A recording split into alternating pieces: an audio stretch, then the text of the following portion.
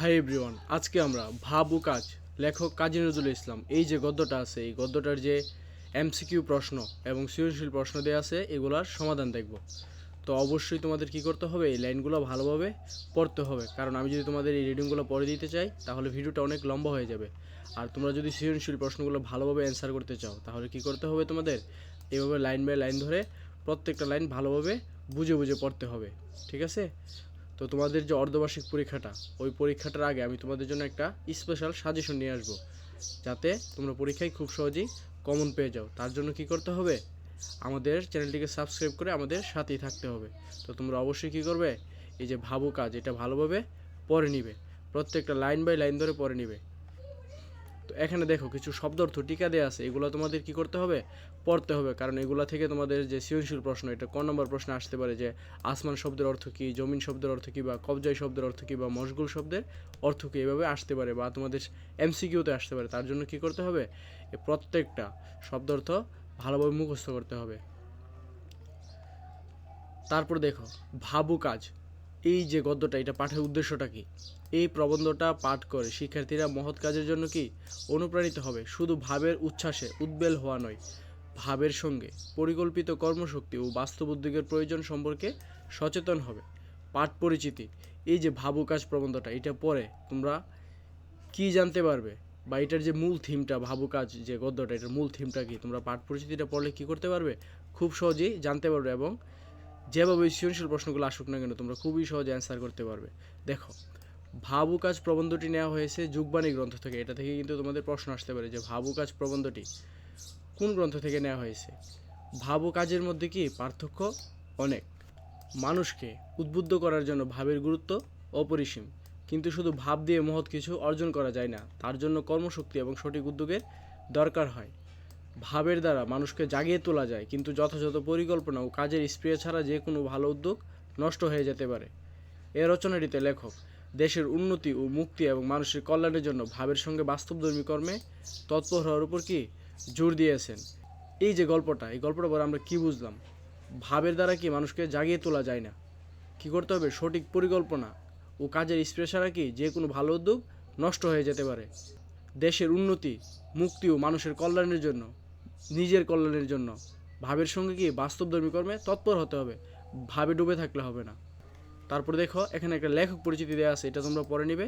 এইটা থেকে তোমাদের এমসিকিউ এবং কোন প্রশ্নে কি প্রশ্ন আসতে পারে, যে কাজী নজরুল ইসলামের জন্ম মৃত্যু, উনি কোথায় জন্মগ্রহণ করেন, এগুলো থেকে কি তোমাদের প্রশ্ন আসতে পারে। তো অবশ্যই এটা তোমরা ভালোভাবে পড়ে নিবে।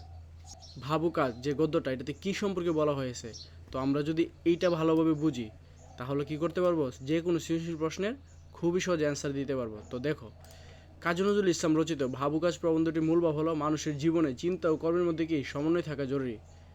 মানুষের জীবনের মধ্যে কি করতে হবে, চিন্তা ও কর্মের কি সমন্বয় থাকা জরুরি। শুধু চিন্তা বা ভাব দিয়ে কি জীবন পরিপূর্ণ হয় না, সেই ভাবকে কি বাস্তবে রূপ দিতে কি কর্মের প্রয়োজন। আশা করছি তোমরা বুঝতে পেরেছো, চিন্তা করে কি করা যায় না, জীবন পরিপূর্ণ হয় না বা জীবনে সফল হওয়া যায় না, তার জন্য কি করতে হয়, কাজ করতে হয়। সেই যে চিন্তাটা তুমি করেছো বা সেই যে ভাবটা, এটাকে কি করতে হবে, বাস্তবে রূপ দিতে হবে। বাস্তবে রূপ দিতে কিসের প্রয়োজন, কর্মের প্রয়োজন।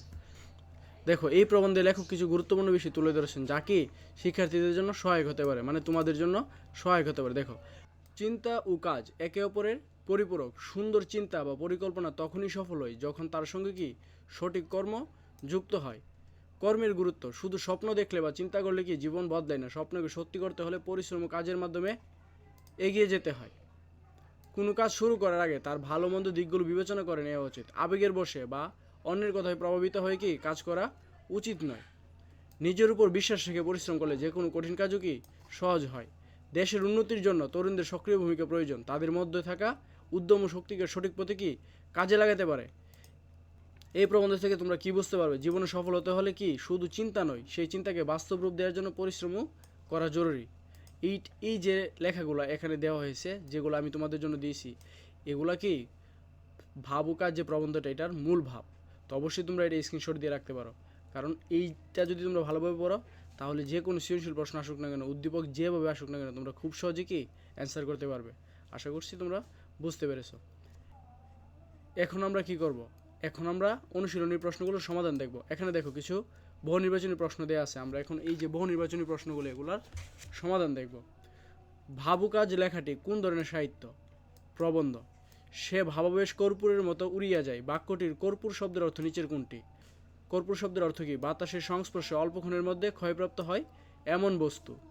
ভাবের সুরা পান করো ভাই, কিন্তু জ্ঞান হারাইও না। জ্ঞান হারালে কি হয়? দেশের পতন হবে, নিজের পতন হবে, মনুষ্যত্বের পতন হবে। তারপর দেখো একটা উদ্দীপক দেওয়া আছে, এটা পরে আমাদের 4 ও 5 নং প্রশ্নের উত্তর দিতে হবে। জুয়েল অষ্টম শ্রেণীতে পড়ে, সে ক্লাসে সবসময় চুপচাপ থাকে, দেখলে মনে হয় কি যেন সে চিন্তা করছে। ক্লাসের পরেও ঠিকমতো শেখে না, কিন্তু তার স্বপ্ন এসএসসি পরীক্ষার পর একটা ভালো কলেজে ভর্তি হবে। তো ভাবু কাজ প্রবন্ধ অনুযায়ী জুয়েলের আচরণ কি? জুয়েলের আচরণ হচ্ছে পুষ্পহীন সৌরভ। ভাবু কাজ প্রবন্ধ অনুযায়ী জুয়েলের কি করা উচিত? ভাবু কাজের সমন্বয় করা, ভাবের উচ্ছ্বাসকে নিয়ন্ত্রণ করা, বাস্তবধর্মী কাজে তৎপর হওয়া। তো সঠিক উত্তর হবে কি? এই তিনোটাই। তারপর দেখো এখানে একটা সৃজনশীল প্রশ্ন দেওয়া আছে। তো আমাদের উদ্দীপকটা পরে কী করতে হবে? এই সৃজনশীল প্রশ্নগুলোর অ্যান্সার দিতে হবে। তুমি স্বপ্নে রাজা হতে পারো, কোটি কোটি টাকা, বাড়ি গাড়ির মালিক হতে পারো, কল্পলোকের সুন্দর গল্প হতে পারো, কিন্তু বাস্তবতা ভিন্ন এক জগৎ। এখানে বড় হতে হলে পরিশ্রমের বিকল্প নেই। শিক্ষার দ্বারা নিজের সুপ্ত প্রতিভাকে জাগ্রত করে সঠিক কর্মানুশীলনের মাধ্যমে কি বড় হতে হবে। সুতরাং কল্পনার জগতে হাবুডুবু না খেয়ে দেশ ও জাতির কল্যাণে আত্মনিয়োগ করে কি মনুষ্যত্বের পরিচয়। আমরা কিন্তু এই বিষয়গুলো কিন্তু এই যে মূল থিমটা আমি কিন্তু তোমাদের কিন্তু এইখানে কিন্তু এই যে জায়গাটা এই জায়গাতে কিন্তু তোমাদের সব কিছু বলে দিছি ভাবু কাজ সম্পর্কে। তো উদ্দীপকও কিন্তু সেম কথাই বলা আছে। কি করতে হবে? কল্পনায় ডুবে থাকলে হবে না, কি করতে হবে? শিক্ষার দ্বারা নিজের সুপ্ত প্রতিভাকে জাগ্রত করে সঠিক কর্মানুশীলনের মাধ্যমে কি বড় হতে হবে। তো আমাদের এখানে 4টা প্রশ্ন দেওয়া আছে, এখন আমরা এই 4টা প্রশ্নের অ্যান্সার দেখব। ক, যিনি ভাবের বাঁশি বাজিয়ে জনসাধারণকে নাচাবেন তাকে কেমন হতে হবে? যিনি ভাবের বাঁশি বাজিয়ে জনসাধারণকে নাচাবেন তাকে নিঃস্বার্থ ত্যাগী ঋষি হতে হবে। খ নং প্রশ্ন, লেখক স্পিরিট বা আত্মার শক্তিকে জাগিয়ে তুলতে বলেছেন কেন? মানুষের মুক্তি ও উন্নতি সাধনের জন্য লেখক স্পিরিট বা আত্মার শক্তিকে জাগিয়ে তুলতে বলেছেন। একটি দেশের সার্বিক কল্যাণ সাধনের তরুণরাই গুরুত্বপূর্ণ ভূমিকা পালন করে। দেশের মুক্তি, উন্নতি ও অগ্রগতির ক্ষেত্রে তরুণরাই কি ভরসার স্থল। যুগে যুগে এদেশে যত অর্জন হয়েছে সেগুলো তাদের তারুণ্যের চেতনার পথ ধরেই কি হয়েছে। তারা আত্মসচেতন হলে সমস্যা, অন্যায়, অবিচার, নীচতা, হীনতা দূর হয়, সত্য ও সুন্দর ও ন্যায়ের পথ কি সুগম হয়। এর জন্য কি করতে হবে? অবশ্যই প্রয়োজন আত্মার শক্তি। এসব কারণেই লেখক তরুণদের মধ্যে স্পিরিট বা আত্মার শক্তিকে জাগিয়ে তুলতে বলেছেন। তো আশা করছি তোমরা বুঝতে পেরেছ। তারপর দেখো গ নং প্রশ্নে কী বলা হয়েছে। উদ্দীপকটি ভাবু কাজ প্রবন্ধের যে দিকটি নির্দেশ করে তা বর্ণনা করো। উদ্দীপকটি ভাবু কাজ প্রবন্ধের ভাবের দাসত্ব না করে ভাবকে কাজের দাসরূপে নিয়োগ করার দিকটি কি নির্দেশ করে। পরিশ্রম সৌভাগ্যের প্রসূতি। পরিশ্রম না করে কেউ উন্নতির শিখরে আরোহণ করতে পারে না। বাঙালির অনগ্রসতার মূলে রয়েছে কি তাদের শ্রমবিমুখতা, তাদের ভাবের দাসত্বে চেতনাহীন। কাজের সঙ্গে তাদের ভাবের সমন্বয় ঘটে না। উদ্দীপকের ভাব কল্পনা এবং কর্মের বিষয়ে ব্যাখ্যা করা হয়েছে। এখানে শুধু ভাব দিয়ে যে উন্নতি সম্ভব নয় সেই বিষয়টি কি তুলে ধরা হয়েছে। এর পাশাপাশি শিক্ষার মাধ্যমে নিজের সৃজনশীলতার বিকাশ ঘটিয়ে কর্মানুশীলনের মাধ্যমে নিজের দেশ ও জাতির কল্যাণের প্রতি কি জোর দেওয়া হয়েছে। তো এই বিষয়টি আলোচ্য ভাবু কাজ প্রবন্ধে আলোচিত বিষয়ের সঙ্গে সাদৃশ্যপূর্ণ, কারণ আমরা কিন্তু পড়েছিলাম এটা। সেখানে লেখক ভাবু কাজ এই দুয়ের মধ্যে কি সমন্বয় সাধন করে দেশ ও জাতির মুক্তি উন্নতির কথা বলেছেন। লেখক বলেছেন ভাবকে কি কার্যের দাসরূপে নিয়োগ করিতে না পারিলে ভাবের কোনো সার্থকতাই থাকে না। উদ্দীপকে ও আর কি সমর্থন পাওয়া যায় বা উদ্দীপকের কথাটি কি যথার্থ। তো আশা করছি বুঝতে পেরেছ। এখন আমরা ঘ নং প্রশ্নটা দেখব। কল্পনার জগতে হাবুডুবু না খেয়ে দেশ ও জাতির কল্যাণে আত্মনিয়োগ করাই মনুষ্যত্বের পরিচয়। মন্তব্যটি ভাব ও কাজ প্রবন্ধের আলোকে মূল্যায়ন করো। কল্পনার জগতে হাবুডুবু না খেয়ে দেশ ও জাতির কল্যাণে আত্মনিয়োগ করাই মনুষ্যত্বের পরিচয়। মন্তব্যটি ভাব ও কাজ প্রবন্ধের আলোকে কি যথার্থ। বাঙালি শ্রমবিমুখ বলে পৃথিবীর বহু জাতি থেকে কি অনেক পিছিয়ে আছে। তাদের মনে ভাব কল্পনার শেষ নেই, আর সেই কারণে জীবনের অশেষ কাজ পেছনে পড়ে থাকে, যা তাদের জীবনের উন্নতি ও অগ্রগতির প্রধান অন্তরায় হিসেবে কাজ করে।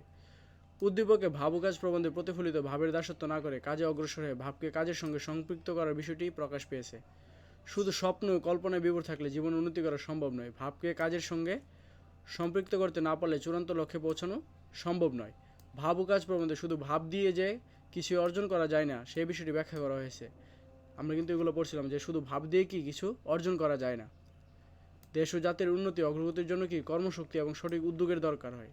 ভাবের মাধ্যমে মানুষকে জাগিয়ে তোলা যায়, কিন্তু যথাযথ পরিকল্পনা কাজের স্পৃহা ছাড়া যে কোনো ভালো উদ্যোগ কি নষ্ট হয়ে যেতে পারে।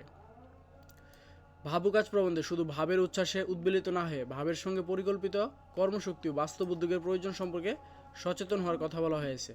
ভাব বিষয়টি মূলত কি আবেগ নির্ভর, তাই শুধু ভাব বা আবেগ দিয়ে কাজ সম্পাদিত হয় না, কাজের জন্য এর যথার্থ প্রয়োগ আবশ্যক। কাজেই সার্বিক মুক্তি, উন্নতি ও কল্যাণের জন্য কি ভাব ও কল্পনার সঙ্গে কাজের সমন্বয় সাধন করতে হয়। এসব দিক বিচার করে তাই বলা যায় প্রশ্নোক্ত মন্তব্যটি কি যথার্থ। তো আশা করছি তোমরা বুঝতে পেরেছো। তো তোমরা চাইলে গ ও ঘন প্রশ্ন উত্তর তোমরা নিজের মতো করেও দিতে পারো। তার জন্য কি করতে হবে, গল্পটা বা গদ্যটা ভালোভাবে পড়তে হবে, এর যে পাঠ পরিচিতি আছে এটা ভালোভাবে পড়তে হবে, এবং আমি যে এই যে দিয়েছি এটা ভালোভাবে পড়তে হবে। পড়লে তোমরা খুব সহজে বুঝে যেতে পারবে। তো আজকের ক্লাসটি এই পর্যন্তই। পরবর্তী ক্লাসে আমরা পরে পাওয়া বিভূতিভূষণ বন্দ্যোপাধ্যায় এটা নিয়ে আলোচনা করব। ধন্যবাদ সবাইকে।